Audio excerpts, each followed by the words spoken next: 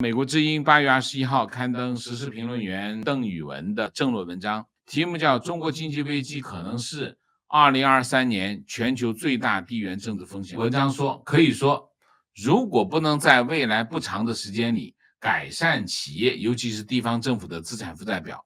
中国的经济状况还会更加令人堪忧。但要解决这个问题又没什么好办法，因此在这个过程当中，不排除习近平出于稳定自身权力和政局的考量，采取一条更加激进和美国西方对抗的道路，所以在台湾、南中国海等问题上主动出击，制造障碍，从而加剧地区紧张和全球地缘政治风险，